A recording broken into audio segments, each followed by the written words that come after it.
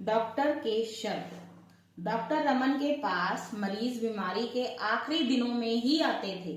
वे अक्सर चिल्लाते, तुम एक दिन पहले नहीं आ सकते थे।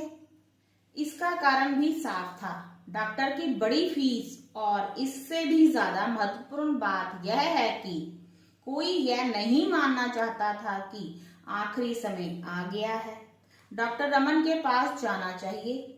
आखिरी समय और डॉक्टर रमन जैसे एक दूसरे से मिलजुल गए थे, इस कारण वे उनसे डरने भी लगे थे। इस तरह जब वह महापुरुष मरीज के सामने प्रकट होते, तब इस पार या उस पार निर्णय तुरंत करना होता था। तब कोई लापरवाही या चालबाजी काम नहीं आती थी। अब वे राय देने वाले डॉक्टर मात्र ना रहकर फैसला सुनाने वाले जज बन गए थे। उनके शब्दों पर मरीज की जिंदगी भी निर्भर रहने लगी थी। लेकिन डॉक्टर साहब इन सबसे परेशान नहीं होते थे। वे नहीं मानते थे कि मीठे शब्द बोलकर जिंदगी बचाई जा सकती है। वे नहीं सोचते थे कि झूठ बोलकर दिलासा देना उनका कर्तव्य है, जबकि प्रकृति कुछ ही घंटों में फैसला सुना देगी। लेकिन जब भी उन्हें उम्मीद की कोई जरा सी किरण नजर आती, तो वे कमर कसकर मैदान में उतर पड़ते, और चाहे जितने घंटे या दिन भी लग जाते, वे सब कुछ भूलकर मरीज को यमराज के पंजों से छुड़ा लाने के प्रयत्न में लग जाते। आज एक मरीज के सिरहाने खड़े उन्हें खुद को दिलासा देने वाले ऐसे लोगों की जरूरत महसूस हो रही थी, जो झूठ बोलकर भी उन्हें ढांढस बंधा सके। बिस्तर पर उनका जिगरी दोस्त गोपाल निढाल पड़ा था। उनकी दोस्ती 40 साल पुरानी थी, जो किंडरगार्टन स्कूल से शुरू हुई थी। अब परिवार और काम धंधे की बातों को लेकर उनका मिलना जुलना काफी कम हो गया था, पर प्यार में कमी नहीं आई थी। इतवार के दिन शाम को अक्सर गोपाल उनके पास पहुंच जाता और अस्पताल के एक कोने में चुपचाप बैठा प्रतीक्षा करता रहता कि डॉक्टर साहब कब खाली होते हैं। फिर दोनों साथ खाना खाते, फिल्म भी देखते और देश दुनिया की जमकर बातें करते। अपनी व्यस्तता के कारण डॉक्टर रमन ने इस बात पर ध्यान नहीं दिया था कि गोपाल पिछले 3 महीने से उनसे मिलने नहीं आया है। एक दिन सुबह जब उन्होंने मरीजों से भरे अस्पताल की एक बेंच पर उसके बेटे को इंतजार करते देखा, तब उन्हें यह याद आया। फिर भी वे 1 घंटे तक उससे बात करने का वक्त नहीं निकाल सके।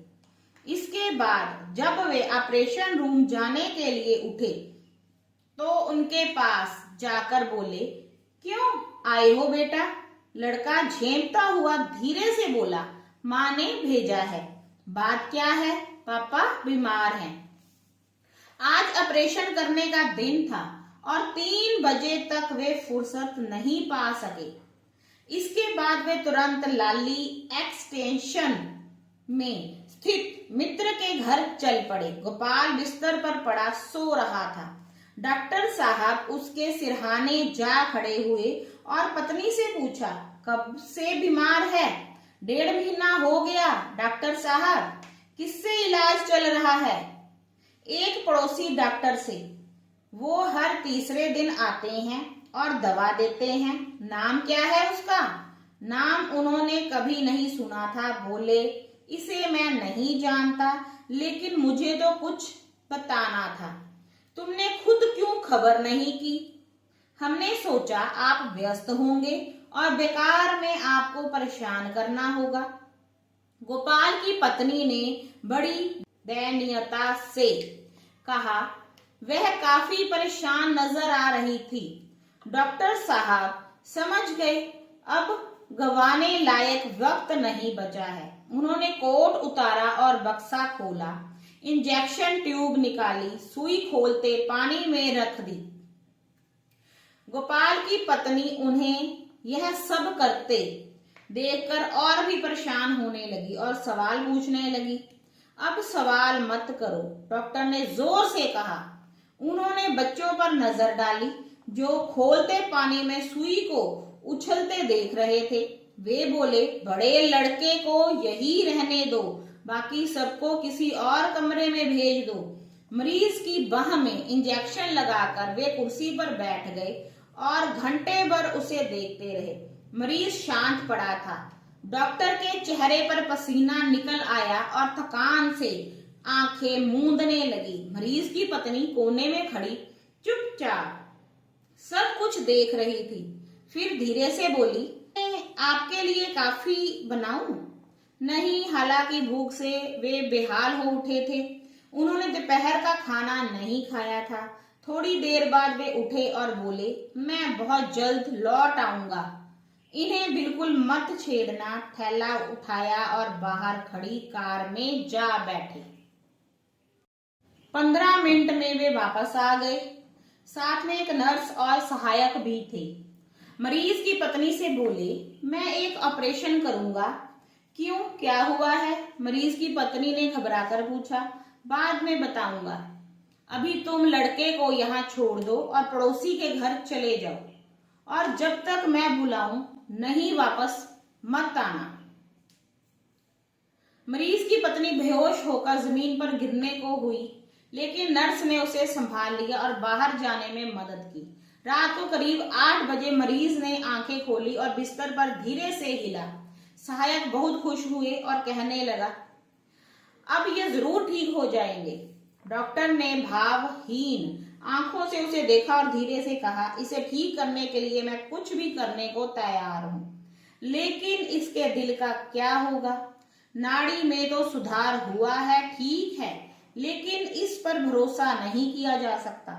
ऐसे मामलों में शुरू में हल्का सुधार दिखाई देता है, लेकिन वह टिकता नहीं है, वह झूठा साबित होता है। फिर थोड़ी देर बाद सोचकर बोले, अगर नाड़ी सवेरे 8 बजे तक चलती रहती है तो यह अगले 40 बरस तक चलती रहेगी, लेकिन मुझे शक है कि रात के 2 बजे के बाद भी यह इसी तरह चलती रहेगी। इसके बाद उन्होंने सहायक को वापस भेज दिया और मरीज के पास बैठ गए। 11 बजे के करीब मरीज ने आंखें खोली और डॉक्टर की ओर देखकर मुस्कुराया।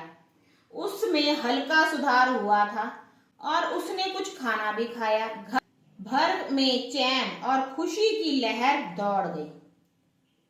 सब डॉक्टर के पास आ खड़े हुए और कृतज्ञता प्रकट करने लगे, लेकिन वे चुप बैठे मरीज की ओर देखते रहे। लगता था कि वे किसी की बात सुन नहीं रहे हैं। मरीज की पत्नी पूछने लगी, अब ये खतरे से बाहर है? बिना सिर घुमाए उन्होंने कहा, इन्हें हर 40 मिनट पर ग्लूकोज और ब्रांडी देते रहो, 2 चम्मच काफी होगी। मरीज की पत्नी रसोई घर में चली गई। वह बेचैन हो रही थी।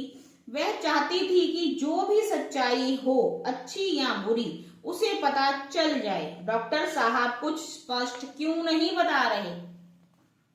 दुविधा उसके लिए असह्य होती जा रही थी। शायद वे मरीज के सामने कुछ ना कहना चाहते हों, इसलिए रसोई के दरवाजे से उसने उन्हें इशारे से बुलाया। वे चले गए तो उसने पूछा, अब ये कैसे हैं, बच तो जाएंगे? डॉक्टर ने होंठ काटे और जमीन की ओर देखते हुए धीरे से कहा, अपने पर काबू रखो, इस वक्त कोई सवाल मत करो। ऐसे मरीज की पत्नी की आंखें फैल गई। उसने उनके हाथ कसकर पकड़ लिए और कहने लगी, मुझे सच बता दीजिए, इस वक्त मैं तुमसे बात नहीं करूंगा। यह कहकर वे कुर्सी पर जाकर फिर बैठ गए।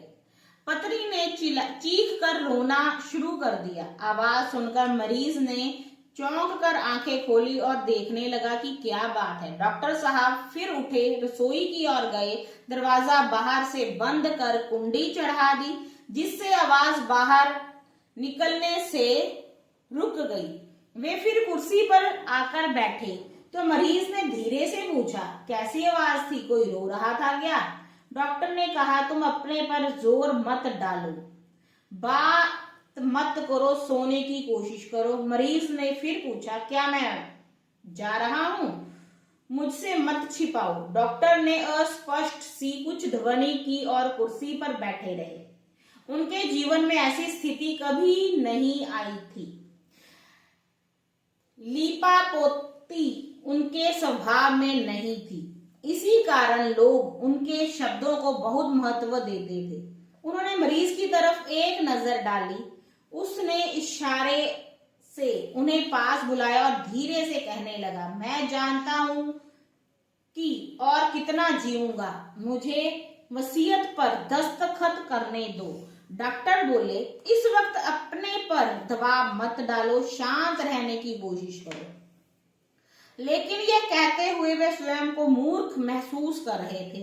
सोचने लगे, कितना अच्छा हो मैं इन सब से बचकर किसी ऐसी जगह चला जाऊं जहां मुझसे कोई सवाल ना पूछ सके। फिर वे उठे और बाहर अपनी गाड़ी में जाकर बैठ गए। सोचने लगे, घड़ी देखी, आधी रात हो चुकी थी। वसीयत पर दस्तखत होने हैं तो 2 घंटे में हो जाना चाहिए, नहीं तो वे संपत्ति के बारे में जिम्मेदार नहीं होना चाहते थे।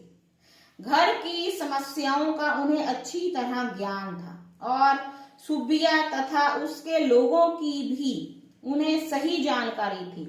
लेकिन इस वक्त वे क्या कर सकते थे?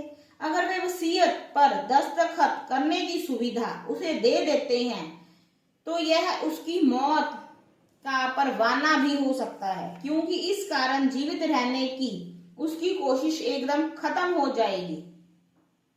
वे गाड़ी से निकले और घर की ओर चल पड़े। फिर कुर्सी पर जाकर बैठ गए। मरीज बराबर उनको देखे जा रहा था। डॉक्टर ने खुद से कहा, अगर मेरे शब्द इसे बचा सकते हैं तो इसे मरना नहीं चाहिए। वसीयत की फिर क्यों जरूरत है? वे बोले, सुनो गोपाल, यह पहली दफा वे अपने मरीज के सामने नाटक करने जा रहे थे।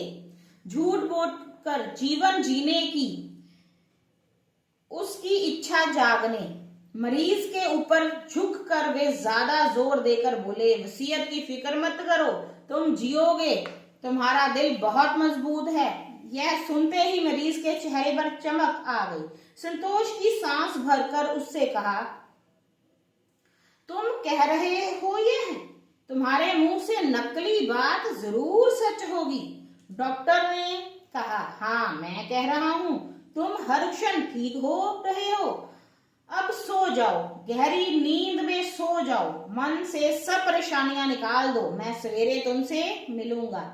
मरीज ने कृतज्ञ भाव से डॉक्टर की ओर देखा और फिर आंखें बंद कर ली। डॉक्टर ने अपना बैग उठाया और धीरे से आवाज बंद करके बाहर निकल गए। घर जाते हुए रास्ते में वे अस्पताल में रुके। सहायक को बुलाया और बोले, तुम लाली एक्सटेंशन वाले मरीज के पास चले जाओ, दवा की एक ट्यूब साथ ले जाना। अब किसी भी क्षण वह जा सकता है, कष्ट ज्यादा हो तो यह ट्यूब दे देना, जल्दी करो, जाओ। दूसरे दिन 10 बजे वह फिर वहां पहुंच गए। कार से निकलते ही मरीज के कमरे की ओर तेजी से गए। मरीज जाग रहा था। सहायक ने बताया कि नब्ज सही चल रही है।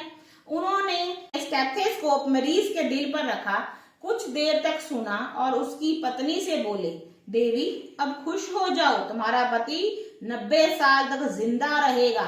अस्पताल लौटते हुए सहायक ने पूछा, सर क्या वे जीवित रहेंगे?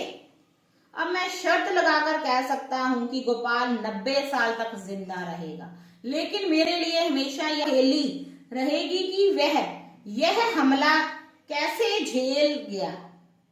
नाड़ी नब्ज, व्यस्तता किसी कार्य में लगा हुआ, चालबाजी, धोखेबाजी, असह्य जो सहा न जा सके, दिलासा, सहानुभूति, प्रतीक्षा, इंतजार, प्रयत्न, कोशिश, प्रयास, ढांढस, हौसला, धैर्य, कृतज्ञता, उपकार मानने का भाव, कर्तव्य, फर्ज, दस्तखत, हस्ताक्षर, सहायक, सहायता करने वाला, मरीज, रोगी, निर्णय, फैसला, सिरहाने, सिर के पास, निर्भर, आश्रित, वसीयत, संपत्ति संबंधी कागज, निढाल, अत्यंत थका हुआ।